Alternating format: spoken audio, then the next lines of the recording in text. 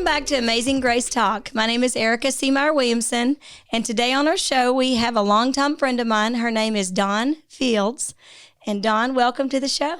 Thank you so much, Erica, for having me. I'm a fan of your podcast. It's amazing, and I listen to it all the time when I travel, so I'm looking forward to this. Thank you. Thank you so much. Thanks for being a fan and being such a great supporter and just a good friend of mine, and I appreciate you supporting me through this journey that God's brought me on. Mm-hmm. And, that's something I want all my friends to know, even whether they're friends or just acquaintances, that this isn't something I just up and decided to do. That's why it's more important to me and easier to share is that I think these stories and testimonies are important, and they touch people's lives and plant seeds in their hearts. So thank you so much for that. Yes, it's awesome. Good. So, Dawn, you go ahead and just share with everyone how we met. We've known each other about 32 years. We have a long history together. But, I'll just say when I was growing up, so my daughter's dad and your husband now were great friends and played soccer together, and brother Jay. And so I met you for the first time coming over in our backyard at the pool. So tell them about that. Well, I was dating this guy. And I actually called into work sick to come over and go at the Golden Corral. I was at the Golden Corral to go swim with him. He said, "Hey, we're going to go over to a friend's house and we're going to go swimming." And he told me about you on the way up to Dallas to see you. And I get there and there were several women in the pool, 18 to 20-year-olds. All of us were 18 to 20 at the time. And I was like, oh no, a bunch of women, because I'm a big tomboy. This could go south fast.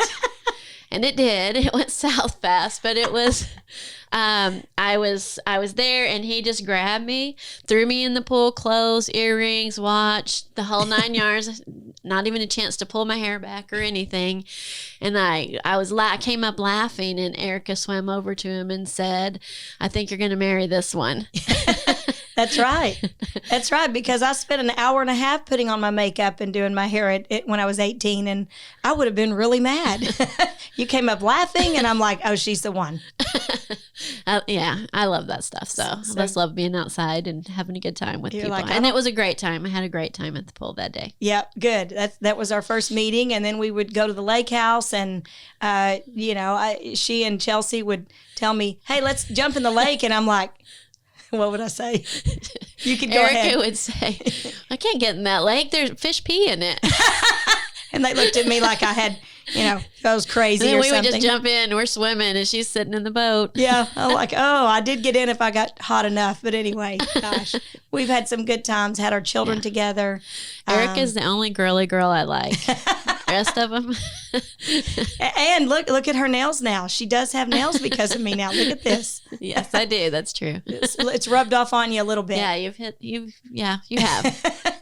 That's good. So let's start with your story. You've got a lot of great testimonies and stories to share with us today. But let's start back when you were about, 6 years old? Mm-hmm. Mm-hmm. Tell us that story. Yeah, I don't really have it. I mean, I was raised in the church basically because I'm going to start crying through this. So they're still tough to tell. But I was born with a hole in my heart. Mm-hmm. And back then they didn't close them right away because most people didn't live through them. I had a 50-50 chance of living. Mm-hmm. And so they waited till you started having seizures. So when I was 6, I started having seizures, and they had to come in and close it. And we had not gone to church up until that point. Mm-hmm. But right before the surgery, we were supposed to be in bed, and we were not. Yeah. We were crawling around on the floor trying to see what Mom and Dad were doing in the living room, or, just trying to avoid going to bed. Mm-hmm. And we overheard my dad's praying, and he just said, "God, if you get her through this, I'll take my kids to church, and my family will be raised in church. And if you don't get her through this, I'll still take my kids to church." And so I had the surgery. It went well, obviously. I'm still here. Mm-hmm. And we went to church every Wednesday and every Sunday morning and every Sunday evening until I left home for college. Yeah. So I was raised in church. Yeah. There's nothing else I knew. Wow. So when do you think, how old were you when you went to church from that point on? And then when do you feel like you accepted Jesus? I was around 9 years old, I think, when I was in our living room in our home, and I just said, this, because my uncle was the minister. My dad's twin brother was the minister, and he was at the house, and I said, hey, this Sunday I'm going to go up front, and I'm going to take Jesus in my heart. And he said, sister, why wait? Let's do it right now. That's good. And so I was right there in my living room in my house, and I accepted Christ in my heart, and it's been amazing. Yeah, you've just known him ever since, and yes, that's so cute. You probably don't remember the pivotal moment of, what changed? Maybe just I think getting the nerve to go up front of the church, because at the time, believe it or not, I was really shy. Till you met me. Yeah, I was really shy and reserved and didn't want to do anything like that. And so I thought, well, if I tell him I'm going to go, I'm going to have to go up there. Yeah. I'd been wanting to do it for a long time. I was just afraid to go. Okay. And so that's what happened. That's something I really didn't think about that if people are, nervous to go up front, gosh, maybe we should just start going out into the church and going to people. Something different. Yeah. But it was a big deal for me. But I'll tell you what, I'm so thankful. I'm so thankful to know that I have him in my heart, and he'll never leave me ever. Yeah. So I'm grateful for that as well, that you know that. So I have a question. So, let me just say that Dawn and I, we found out we were pregnant at the same time, or right around the same time. We were due in the same month. I was due in February. I was due in January. And, I might cry because we were couple friends. We hung out. We, it was so exciting to be pregnant together. I mean, we were like 25 we shared all of our crazy experiences of feelings, and it was fun. All of those things. But then we heard that Dawn had gone into labor. And I know. I remember the first thought was, I can't believe we're this good of friends and she's going into labor, because that baby's probably not going to make it. Yeah. I mean, that was just my first thought. I was due in February, but this was October 20th. Yeah. And I went into labor, and I didn't think he would make it. Yeah. When they told me that we were going to have him, they asked me if I wanted to have a cesarean birth or a vaginal birth, and I was like, which one's better for him? And so we went in to have a cesarean section, and he had different plans. He wanted to come out naturally, and so we did. And they asked me if I wanted to see him. I said, no, I don't want to see him. You did? I was too afraid that. No, I didn't want to see him right then, so I couldn't. And so I didn't. Michael did, and he said he's trying to breathe, and so they started trying to save him. Oh, wow. That's what started. And he was born 1 pound 10 ounces, right? He weighed 1 pound 10 ounces when he was born. Amazing. Yeah. In 1993. Yeah. And so what happened next? How long was he in the hospital? And he was in the hospital till almost his due date, which was like February 20th or something like that. That was just a long road. He was, we were called up the 3 times to say goodbye to him. Yes. Because they didn't think that he would make it. And the third time is when I told Eric, I said, that's when I knew there was no doubt in my mind that God was real. I got called up on the morning, December early. It was like December 10th, I think it was, December 15th, somewhere there. And I had to drive from Stephenville, Texas to Fort Worth. And I was just on my way there, and they told me we were going to say goodbye to him. That's what you're going to do. This is it. He's not going to make it. They had actually put him on a high-frequency ventilator, and I found out later that was to harvest his organs in case we chose to donate them. And he had brain bleeds. He had just all kinds of stuff going on Yeah. with him. And so Michael actually had a final exam that day and couldn't go. Oh, wow. They wouldn't let him out of it. And so I drove up there. My mom met me there. And, well, on my way up there, I'm just, God, I can't do this anymore. I have to give this to you because I don't know what else to do. Yeah. And this is yours, what your will is. I trust you. I trust it's the right thing. I want this kid in my life. I want this baby. But I know you have way bigger plans in your life than this. And walked into the neonatal NICU, and the bed was empty. It was completely empty. And I just hit the ground. I didn't know what to do. I didn't know what to say. And the nurses were like, wait. And I was just like, what? And they said he had pulled the tube out of his throat, his own himself. And at that time, he still was not even 2 pounds. And he pulled the tube out of his throat, and he was breathing so well, they transported him to progressive nursery. Wow. Because we gave it to God. Yeah. Said, God, it's yours. So you walked in thinking that he was gone. I thought he was gone. I thought, oh, we missed it. What was I thinking? Why didn't I leave early? He died without us. But that's the day that there is no doubt in my mind that Christ is in charge of everything. And when you give it to him and you let go and you just trust him, everything comes into place. Yeah. So that's it. Sorry, people. No, you're good. You even have a tear down your neck. I do. Yeah, right there. I have tears all over. I was going to say that then when you guys were you able to bring him home? How soon after that? So that was around between December 10th and 15th. And I got to hold him for the first time on Christmas Eve. Okay. Oh. I didn't even get to hold him until that day. You could touch him before. He was born so early that his skin would come apart.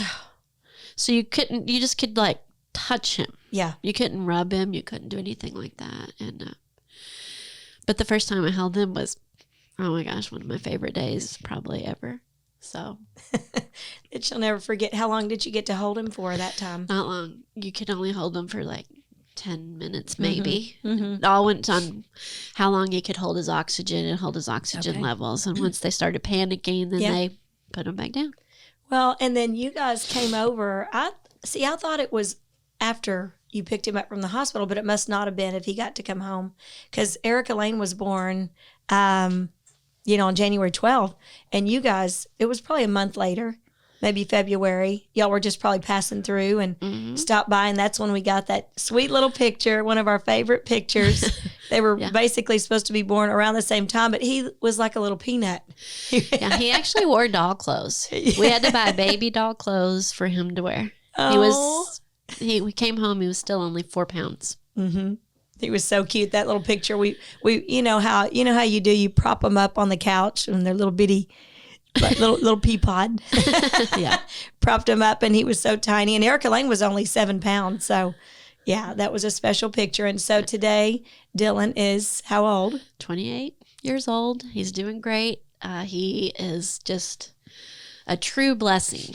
Everyone that meets him loves him. Like, he's the sweetest kid. I'm not sure how we had him, but he is the sweetest kid ever. Yeah. So Dylan's doing great, and you have 2 other children, and I have three. Yes, you have 3 others. Yeah. Sorry, 2 that you had, and then sorry. No, that's okay. We have our daughter Sage, and she just had our grandbaby for us. That's about 3 months old now, and so she's married to a wonderful man, Christian. Yeah, and we have our daughter Amber, and she's living in Laramie, Wyoming, and working, and she is our free spirit. She's our free spirit. She's a little bit of her dad and a little bit of her mom, so we all clash with her, but we love her to death. And then when our kids were little, we brought Tony into our family, and he came in as a foster son. He was about, I would say 15 years old, and really, he is now 38. years old and still part of our family. Wow. We were not going to let him go. So we'll keep him. And he has 2 beautiful granddaughters and a beautiful girlfriend that we are so thankful for. I bet. That is a blessing, how that all came about. And so thanks for sharing all that. Yeah. I know. And it's funny that we've kind of talked about it through the years, but all those emotions come crashing in, don't they? They do. They don't leave you. I mean, when you have something so it wasn't tragic, but so special happened in your life, you're going to hold that memory forever. You do. So. Yeah. And it's happy tears and sad tears, and it's all those things in between. It's good. So then is that when you started and you got into education at that time? Yeah. So I actually was doing my student teaching when I went into labor with him. Okay. In Granbury, Texas, yes. I was doing it that day, and I actually waited a little bit to go to the doctor because school was almost out, and I went to the doctor and got checked, and he's like, "Oh, you're fine. Go home and rest." Yeah. And then the next morning, there was no resting. Yeah. So he was coming one way or another. Yep. He came on out. So you were a teacher for how long? 8 years. I was a teacher. Okay. 12 years as a principal and 8 years as assistant superintendent. I think, or director of curriculum is what it's called there. But yeah. So do you want to talk about do you call it champion? What do you say? Oh, I always say champion for kids. Uh-huh. So one of the things that I love to do is I love to help families for free. Mm-hmm. I don't charge for this. If I could ever figure out a way to monetize this so the families didn't have to pay, I'd do it in a heartbeat. Mm-hmm. But for free, if kids are struggling in school and you need help and you're not sure where to turn, give me a call. Mm-hmm. And I will meet with you and I'll meet with you in the schools, and we'll help the schools create a plan for that kid, and we will make sure that they follow the plan, that they document how they're serving him, and that they're getting the services they need. And that's incredible. But are you talking about children that need extra care, like they've gone to the diagnostician and they're maybe learning? I'm talking about a kid that just got in an general? F in class. Okay. Just anybody. Could be anything. Could be a special ed kid. It could be a regular ed kid. Now, where were you when I needed you? Where was someone like that when I was in school? Well, I mean, that all came to be because of my son, Dylan. Uh-huh. I mean, I went to an IEP meeting for my own son, and he was in 3rd grade, and he had gone 1 year backwards. An IEP meeting, he was in special ed because he had some issues. In the learning of that year, he had gone 1 year backwards. Okay. And I just made a promise that day and I was his principal, I was assistant principal at that time, but I was his principal. And I just said, no kid will ever go backwards under my watch. It's not going to happen. And what was cool is I worked in a school where the teachers really, really wanted every kid to succeed. And I do think all teachers want kids to succeed, but it's so easy to fall back in our old ways. And so, but we made a mission, we're not going to let any kid fail. And we pushed and we pushed and we pushed and we figured it out. My own children will tell you that going through middle school with me as their principal in the school they were in was much harder than any high school they attended. Just because we were going to make sure you were ready for the next year. Not just pass kids. Make sure they're ready for the next year. There's a big difference. Yeah, and I know you struggled with that. I did, and when they tested me, I used to always call it the dumb test. I didn't really, understand what was going on, but I just knew that I had issues with comprehension. And, I learned that probably at about 3rd grade when, do you remember those SRAs? You would read the story, the card. I liked them. I thought they were kind of fun. But you'd read the little short story on the front and have questions on the back, and that's when I started I think that's when kids start really noticing I'm not comprehending. I didn't know the word comprehension, but I just knew that I couldn't retain. I would read it and then I'd read the questions, and I had no clue. I mean, it just, unless it was word for word, it was terrible. But I know around junior high when they tested me, they said, her IQ's normal. She's just not trying. Yeah, and that's horrible because I was trying. And really, I kind of got just looked at as, my parents basically, everybody does the best they can. But it was like, study harder, do more. But to tell a child like me that was struggling already with, I mean, I learned by memory. I faulted to memory and in high school cheating. And I absolutely had to for survival. I mean, I'm 52 years old. That's not a big deal. I used to feel bad about saying that, but I was just trying to survive. And, you know, when I couldn't get anyone else to listen to say, hey, I need some help here. Well, imagine the potential that has to hurt your self-esteem. And the potential it has just to have you have behavior issues, and people wonder why kids are the way they are. But the reality is maybe the adults create that. Yeah. And so if we could change that, where every adult in that building is a champion for kids. Yeah. To say, you know what, Johnny, come on over here. We're going to help you figure this out. We love you no matter what you say to us. We love you no matter what you're attempting here to do.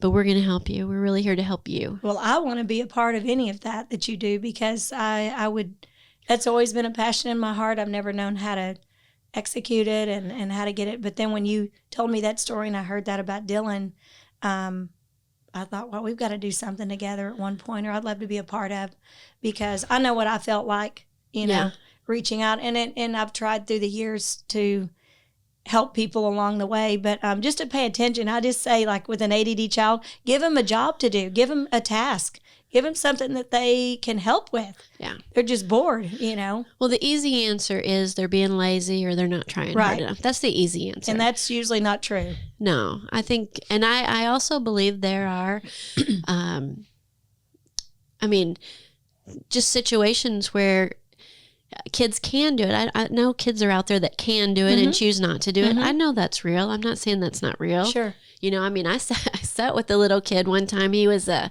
5th grader and he wasn't doing his homework. And we were 99% sure he could do it. So it wasn't that issue. But he just was refusing that day. And so I was the principal and I said, well, your mom said you can stay after school.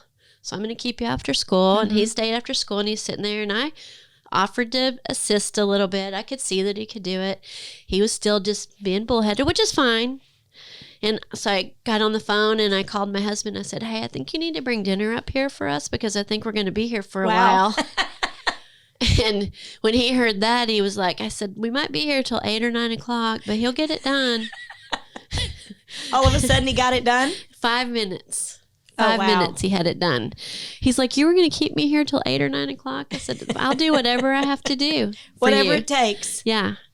And so he did it, and he's still, every time I see him, he reminds me of that story. Mrs. Fields, do you remember you were willing to stay? So, and I'll tell you the day I knew we were a successful school, though. We had a young man, a little Hispanic kid that schools used to come and see what we were doing that was making such a big difference. Yeah. And he stood in front of them and he said, he goes, well, the difference about this school is, number one, it's easier if I just get my homework done for them, because they're not going to let me not do it. They're going to make sure I do it. Yeah.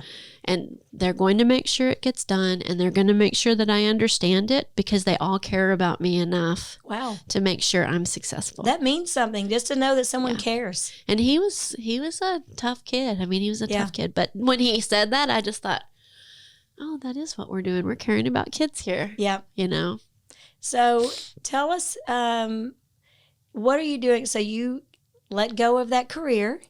I did. Yes, I just left this year. Yep. And you're doing some consulting. What are you doing? I consult for schools now. If schools are interested in really turning around, I work with their principals and their teacher teams to help build strong connections with kids and connections to exactly what kids need to know to be successful. So I do that. And then I also started a new career. When I have time off, I sell insurance on the side. So that's what I do. Yep. That's good. That is good. It's exciting. Well, I know. And there's some, how would you like for people to get in contact with you? Maybe put it in the show notes for what you were talking about, helping children. And they can get my information at focusjunkies.com on there. And you're welcome to put in the show notes. That'd be awesome. I'll put that on there. So, well, thank you for being on the show today. Absolutely. And I wanted to ask you one question. One question. Okay. Or do you want to share anything else before I have my question? No. No? I'm good. Okay. I'm nervous. You're doing good. So what is the one thing that you did differently to take your relationship with God to the next level? I would say about 4 years ago, I made a commitment that every day I would open my Bible and read the Bible. So I that is true. I also, obviously I pray every day. That's not changed. But along with reading my Bible, I decided I was going to meditate and listen to God. Be still. Not pray, not ask for, not just listen to what he has for me. And the other thing I've done in the last few years is to let go and let him take control of my life. He knows the plan for me. He knows the plan for my family. And when I trust that, everything goes smooth. And when I don't, when I start trying to get in there and take control of stuff, he's like, yeah, it's going to go haywire for you for a little while, princess. Remember that it's all good. I got your back. But when I lean back and listen to him, everything moves forward. That's beautiful. Thank you. Thank you for sharing that with us. Thanks, Erica. Yep. Well, thanks again, everyone, for joining us. And we'll see you back here again on the next Amazing Grace Talk. Well, thanks everyone for joining us again. And don't forget to follow me on Instagram or Facebook at Erica C. Meyer Williamson. And please subscribe to this podcast so you won't miss any of the amazing stories that could open your eyes in seeing God in a whole new light and bring hope and healing to your life. If you would like to be considered as a guest on our show, please email me at ericacmeyer@gmail.com and share a little of your story. If you have enjoyed these podcasts and would like to be one of our awesome supporters, please click the Patreon link in the show notes to sign up for monthly support or a one-time donation. We thank you all for your generous support. And last but not least, we would be so honored if you would write a good review, subscribe to the show, and share this podcast on your social media. We'll see you back here next time on Amazing Grace Talk.